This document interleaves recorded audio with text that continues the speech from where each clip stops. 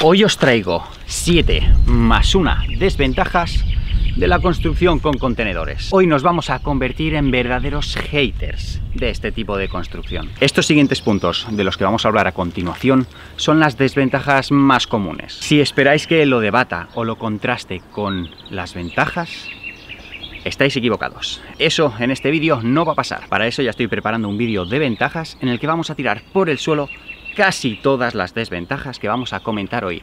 Y digo casi todas porque hay algunas desventajas que son absolutas. Comenzamos. Primero hay que entender que esto es una caja creada para el transporte. No es algo específicamente creado para que tú te hagas una casa. Es una caja metálica en la que hay que hacer una inversión para reformarla a una vivienda. Y a la hora de comprar un contenedor, os diré que no es fácil conseguir uno que esté en perfectas condiciones. Para eso están lo que serían los contenedores nuevos o de primer viaje, que vienen a costar el doble o el triple que un contenedor que encuentras de segunda mano. Pero no es fácil encontrar un buen contenedor. Eso ya sin mencionar la enorme cantidad de estafas que hay, suplantación de identidades a grandes empresas y demás, que hablaremos de esto la semana que viene. En definitiva, no es fácil conseguir un buen contenedor con total confianza. Así que por eso en breves os traeré el contacto de una empresa con la que yo he adquirido un contenedor que veremos más adelante. Ahora sí, comencemos con las desventajas. La mayoría de contenedores son de unos 6 metros de largo o 12 metros de largo por unos 2,40 de ancho y 2,60 de alto. Eso a excepción de los High Cube, que hacen 2,89 de alto, son más altos. Estas medidas son exteriores. Hay que pensar que el contenedor tiene un corrugado, además de que luego nosotros por el interior vamos a añadir tanto tuberías, como cables, como aislamiento, pladur y demás, lo que nos deja un espacio dentro de esta caja todavía más apretado. Yo lo que llevo peor, entre comillas, es el estrecho. Es una medida que complica bastante las cosas a la hora de construir, diseñar o poner mobiliario. Por eso recomiendo encarecidamente que no comiences a lo loco. Si piensas hacer una construcción de este tipo, sobre todo, haz un diseño antes y si no sabes o no tienes tiempo, pídeme ayuda que yo te puedo ayudar. En realidad es una desventaja que tiene fácil solución. Puedes poner un contenedor al lado de otro y anulas esta desventaja. Pero en este vídeo estamos únicamente para hablar de desventajas y eso es una ventaja, así que lo hablaremos más adelante. Pero en definitiva vas a tener que tirar bastante de ingenio y imaginación para crear un espacio realmente útil. Hoy soy un hater de los contenedores.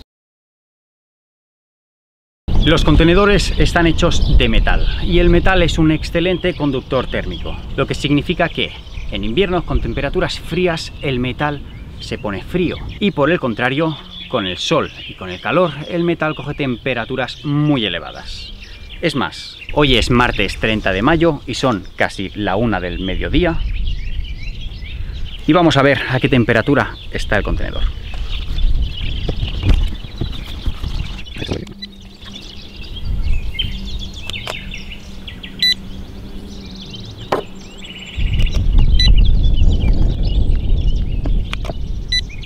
Ya habéis visto las temperaturas que puede llegar a alcanzar y esto no es nada. Todavía no hace calor del bueno. Tenemos la opción de aislarlo por el interior también.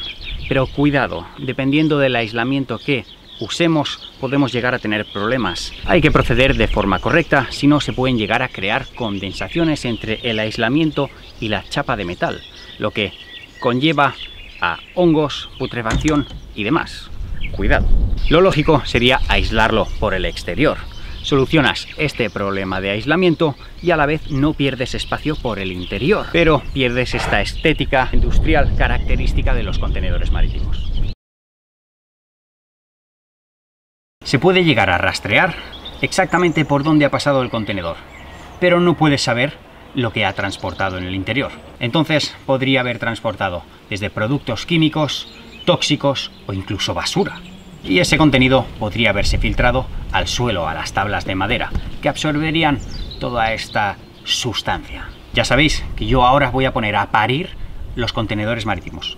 pero que sepáis también que tengo respuesta para casi todo. Es más, yo efectivamente estoy a favor de este tipo de construcción, pero en este vídeo toca contar las desventajas. Con esto no me refiero al precio del transporte en sí, sino más bien al estado de los caminos o accesos a la propiedad de destino. Si compras un 20 pies, seguramente vendrá un camión grúa que puede acceder más fácilmente por cualquier camino y él mismo te lo descargará y te lo pondrá en su lugar. Pero si compramos uno de 12 metros, hay que pensar que este contenedor te lo va a traer un tráiler, una bestia enorme. Este tipo de transporte no puede acceder a muchos de los lugares, ya no por permisos y demás cosas que hacen falta para traer un transporte de este tipo, sino más bien por el trayecto. Estos enormes camiones pueden tener problemas en la carretera más normal del mundo, en la curva más sencilla. Además de que te hará falta una grúa extra. Estos camiones no suelen tener grúa, así que tendrás que contratar el servicio de una grúa aparte para descargar el contenedor, lo que conlleva un costo extra. Pensar que depende de dónde estés situado, el transporte puede llegar a ser uno de los mayores gastos de un proyecto de casa contenedor.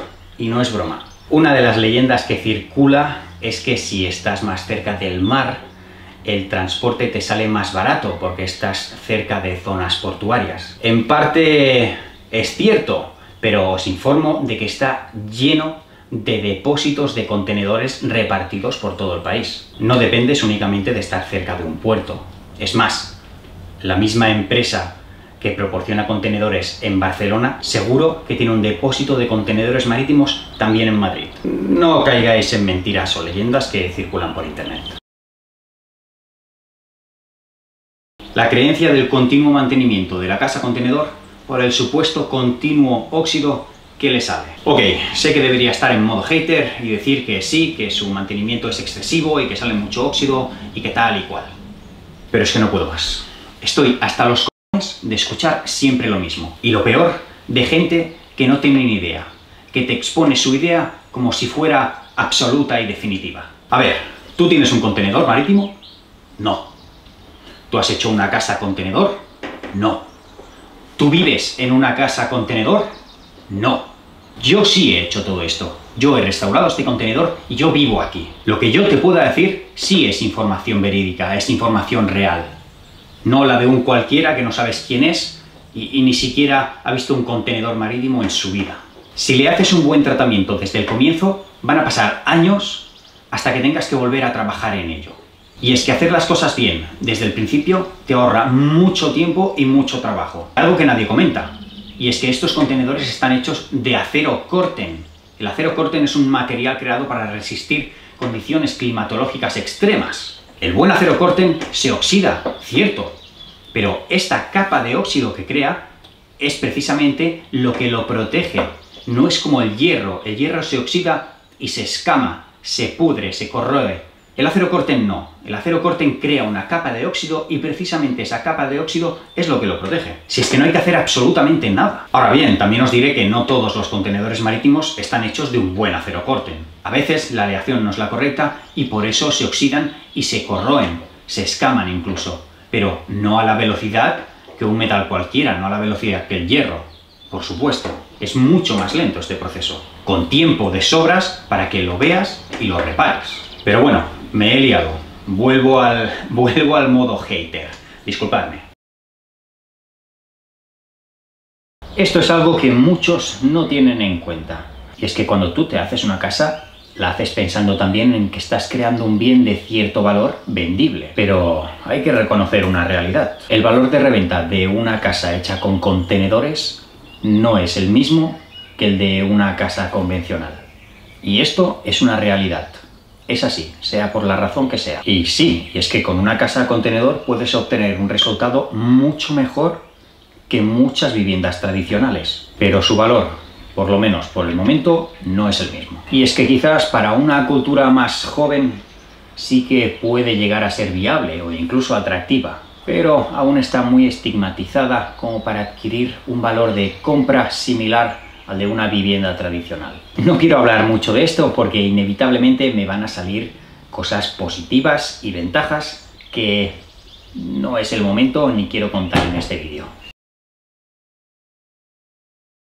Y vamos con algo que me habéis preguntado muchos. Veréis, por mucho que un terreno sea urbano, un terreno en el que puedes construir, no siempre te van a dejar poner una casa contenedor allí. Hagamos un resumen muy breve. Cada comunidad o cada zona tiene su planteamiento urbanístico, que reúne las normas de lo que se puede hacer o lo que no se puede hacer en esa zona. Básicamente se dividen en dos apartados: calificaciones y cualificaciones. Las calificaciones vienen a ser si el terreno es urbano, urbanizable o no urbanizable. Urbano es que las normas que lo regulan dicen que se puede construir. Urbanizable es que las normas que lo regulan dicen que se podría construir siempre y cuando se urbanice la zona. Digamos, poner farolas, aceras, servicios de luz, agua, saneamiento y demás. Y no urbanizable es aquella zona, aquel bosque o campo en el que no se puede construir.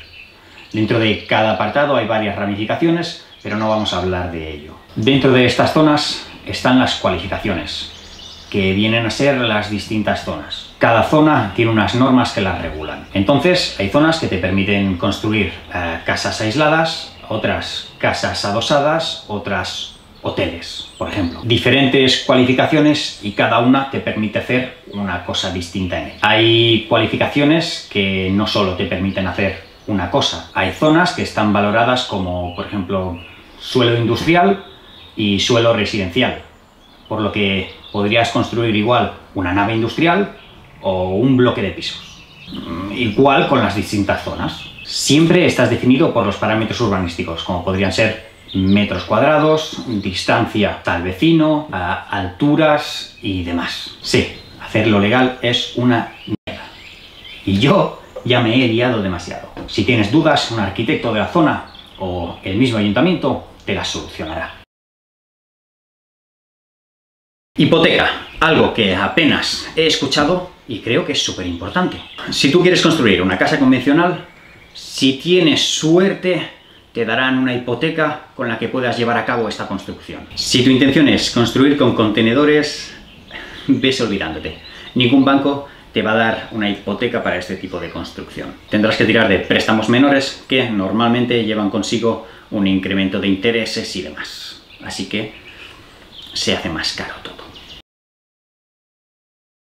Y esta la pongo yo, porque creo que es una desventaja que tampoco nadie comenta y no la ves hasta que estás metido de lleno en el proyecto. La mayoría de gente cree que construir con contenedores es muchísimo más barato que una construcción tradicional. Y sí, es un poco más barato, pero no demasiado. Te puedes ahorrar quizás entre un 20 y un 30% del costo total. Es más, seguramente sea menos de un 30% de lo que vas a ahorrar. Y ya estoy bastante cansado, así que he tirado el cartel. Liazo. Bueno, da igual, que estoy bastante cansado, el vídeo se acaba aquí, y si queréis el vídeo de ventajas, pues lo dejéis aquí en los comentarios. Las ventajas van a molar mucho más. Tengo un montón de ventajas para dar y regalar. Puedo convencer a cualquiera de que una casa contenedor es la hostia. Así que si queréis ese vídeo, lo pedís en comentarios y compartís. Chao, chao.